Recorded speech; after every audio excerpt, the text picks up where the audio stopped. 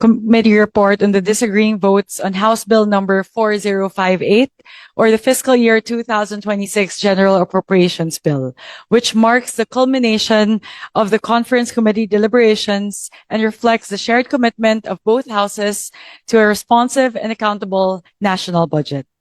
On the part of the House of Representatives, we would like to acknowledge the presence of our conferees, Representative Albert S. Garcia, Representative Jose C. Alvarez, Representative Javier Miguel Lopez Benitez, Representative Marcelino Libanan, and Representative Alan U.T. Representative J.J. Hordin Jesus Romualdo will join us shortly. Magandang hapon po sa lahat. Maraming salamat, Chairperson Mika. At on the part of the Senate, we'd like to acknowledge the presence of Senator Lauren Legarda, Senator Kiko Pangilinan, Senator J.V. Arcito. Mr. Chair, hello. Hello.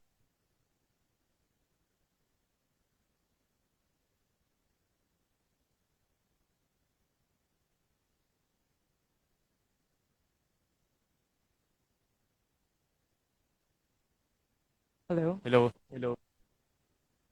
Hello. Ito. Palit na lang. Pati po yung kay Senwin. Hello. Yan. Okay na.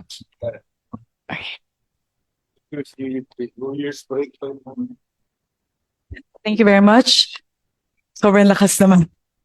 Okay. Thank you very much. I would like to express my gratitude to our BICAM conferees who have traveled far to be here today. All of us flew in, traveled from our respective provinces to be here today in the middle of the holiday season. So I truly appreciate the presence of all of our BICAM conferees. Thank you very much po.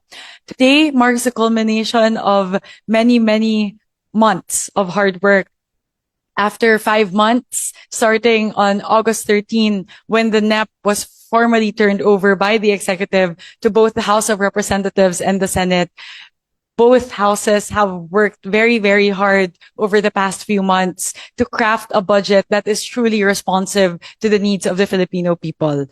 Ang gusto po naming itawag dito sa budget na ito ay isang people-centered budget. Talaga pong in terms of the process itself, wherein we made sure that the process is transparent and accountable to the Filipino people, and in terms of the content, where we really focused on human capital development. This budget, as you can see, is a product of reforms, both on the part of the House and the Senate towards transparency. As you can see po, if I may cite Senwin, for the first time in a long time, we have here in front of us, before the signing of the Bicameral Conference Committee report, the enrolled bill. What is essentially going to be the enrolled bill of the General Appropriations Bill. All 4 books are here in front of us, printed, and this has also been shared with the members of the Bicameral Conference Committee. So this, and of course, this is a product of the very first open BICAM in history.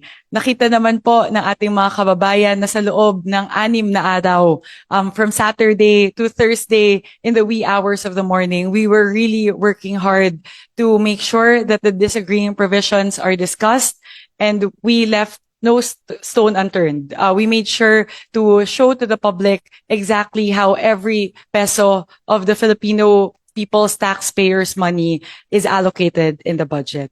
So I would like to once again thank the BICAM conferees, both on the part of the House and the Senate, for all the hard work, for the many, many hours, many, many days put into the crafting of this budget. And ang amin pong masasabi sa ating mga kababayan, ito pong budget na ito ay talagang pinaghirapan na buuin ng Kongreso at ng Senado, at ginawa po namin ang lahat para ito po ay maging transparent, accountable. Siguraduhin po na ito ay tunay na tumutugon sa pangangailangan ng ating mga kababayan, at higit po sa lahat, ginawa po namin ang lahat para po siguraduhin na ang ating pong budget para sa taong 2026 ay tunay na mapagkakatiwalaan ng ating mga kababayan. Maraming salamat po.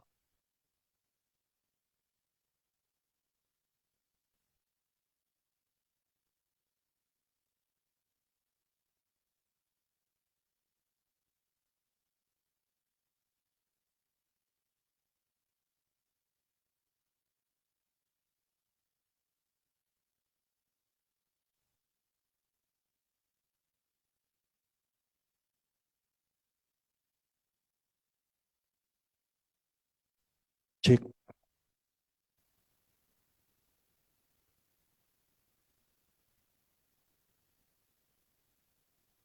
Allocate na lang ng... Hello? Dapat may discount ang PICC. Uh, uh, Equipment yata ng Senado to eh. Dapat may... magandang hapon po sa lahat. Maraming salamat, Chairperson Mika. At una-una sa lahat, humingi po ako ng paumanhin sa lahat po ng ating mga kasamahan sa Senado, sa Kongreso, sa ating mga staff. Dahil po, alam ko ito ay panahon na dapat nakapiling ho natin ang ating mga mahal sa buhay. Pero nandito ho tayo para masaksihan po ang pagpipirma ng ating pambansang budget. Alam ko marami ho ay pinutol yung kanilang mga family trips. Marami hindi tinuloy yung kanilang family trips. Alam ko may mga kasamahan ho tayo sa Kongreso na galing pa ho kaninang umaga, no? Sa kanilang mga probinsya. Pero nandito ho sila ngayon para mapermahan ho itong ating pambansang budget. At nagpapasalamat din po ako kay Senator Lauren, kay Senator Kiko Pangilinan, kay Senator JV sa kanilang napaka-aktibong partisipasyon dito po sa pagbabalangkas po ng ating pambansang budget. Nagpapasalamat rin po ako kay Congresswoman Mika, sa lahat po ng ating kasamahan sa Kongreso, kay Congressman Abet, kay Congressman Alvarez, kay Congressman Javi Benitez, kay Congressman Nonoy Libanan, kay Congressman Alan T. At pahabol po si Congressman JJ Romualdo na galing pa ng Camiguin para po makasama ho natin. Lahat po ay nagtulong-tulong, nagsunog ng kilay para po matapos ho itong ating pambansang budget. At nagpapasalamat rin po ako sa ating mga staff na kasama ho natin ngayon sa Committee on Appropriation Staff at dito po sa LBRMO na hanggang ngayon hindi pa ho natutulog. Parang almost 1 month na ho sila hindi natutulog para po masigurat na itong ating pepermahan ay na-review ng mabuti. Ayon ho sa kanila, 5 beses ho sila nagpo-proofread nitong libro na ito. This is about 4,300 pages na binasa ho nila ng 5 beses. Tulad po ng sinabi ho ni Kong Mika, ito po ay kauna-unahang gagawin ho natin na ang reconciled enrolled copy ay naimprenta na at napakita na ho sa ating mga conferees at sa mga kasamahan ho natin para po makita rin ho nila yung ating pinag-usapan at binalangkas ho natin sa loob po ng maraming araw. At ito pong reconciled version ay i-upload ho ito. Pagtapos ho ma-ratify bukas, kaagad i-upload ho natin sa ating mga transparency portal. Ang Senado meron pong sariling transparency portal. Ang Kongreso may sarili pong transparency portal. So ma-upload na ho lahat ng dokumento kasama ho yung mga annexes. Ibig sabihin dito yung mga proyekto na meron pong station numbers at coordinates, i-upload ho natin lahat yan sa portal ho natin. So kauna-unahang pagkakataon rin na makikita ho ng taong bayan yung umpisa ng budget, yung National Expenditure Program, yung naaprubahan ng Senado, yung naaprubahan ng Kongreso na General Appropriations Bill, naaprubahan ng Senado, yung Senate version, at ito na po yung final version ng Bicameral Conference Committee na i-upload rin po sa website. Of course, pepermahan po ito ng ating Pangulo. So kung meron po siyang mga changes, yun po ay nasa kapangyarihan na ho nila. No? At pag napermahan na ho yan ng ating Pangulo, yan po ay magiging General Appropriations Act na i-upload naman po ng Malacanang sa kanilang official gazette at magiging batas na ho.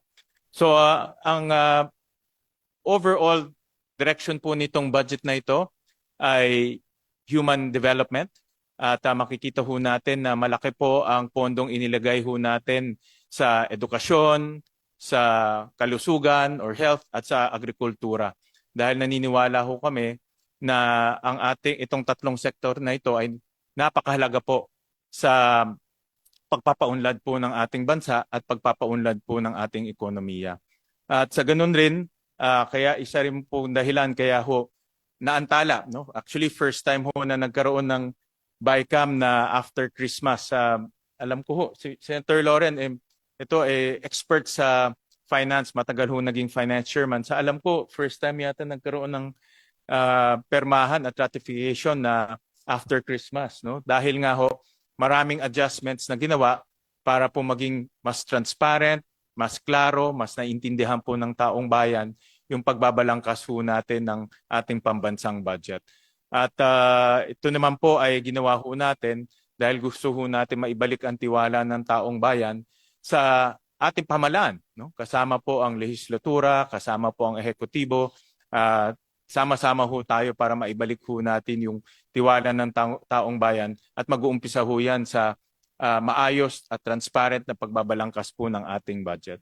So muli, nagpapasalamat po ako sa lahat, sa inyong lahat, sa inyong tulong, sa inyong suporta, sa inyong pagbibigay oras at partisipasyon po dito sa ating proseso ng pagbabalangkas ng budget. At alam ko marami po hong pwedeng ma-improve sa proseso at kami naman po ay nandito para pakinggan po yung mga suhestyon ng ating mga kasamahan kung paano po ma-improve yung proseso at maging mas transparent pa sa mga susunod na panahon. So maraming salamat po sa lahat. Maraming salamat sa ating mga kasamahan sa Kongreso at of course sa ating mga senador. Maraming salamat po. Any opening statement?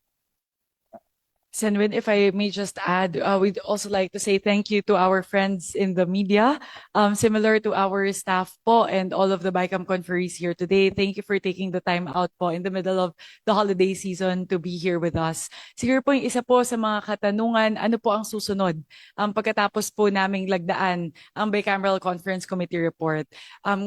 Bukas po, ay raratipikahan na po ng pareho na Kongreso at ng Senado.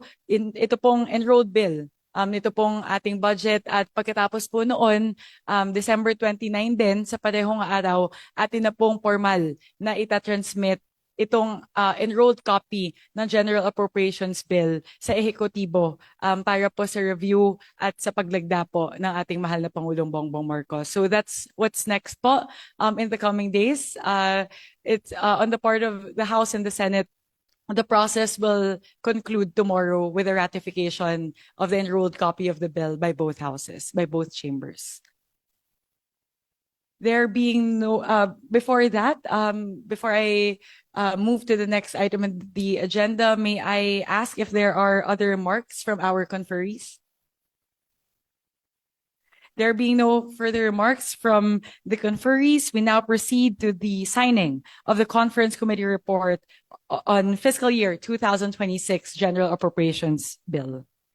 Madam Chairperson, just a brief manifestation for the members of the Senate panel. Today, we are here to sign the Conference Committee report on the fiscal year 2026 General Appropriations Bill.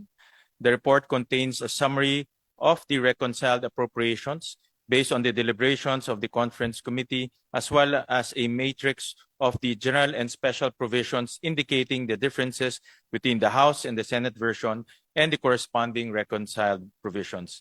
Guided by our commitment to transparency and previous agreements in plenary, I would like to respectfully clarify that the annex to the report as an integral part thereof is the reconciled bill in the form and style of an enrolled bill. Consistent with the past practice in the Conference Committee reports on general appropriation bills, the conferees affix their signature only on the general summary and the amendments to the general and special provisions forming part of the Conference Committee report. Copies of the reconciled bill were previously distributed to all conferees for their reference. With this understanding, we now proceed to affix our signatures to the conference committee report.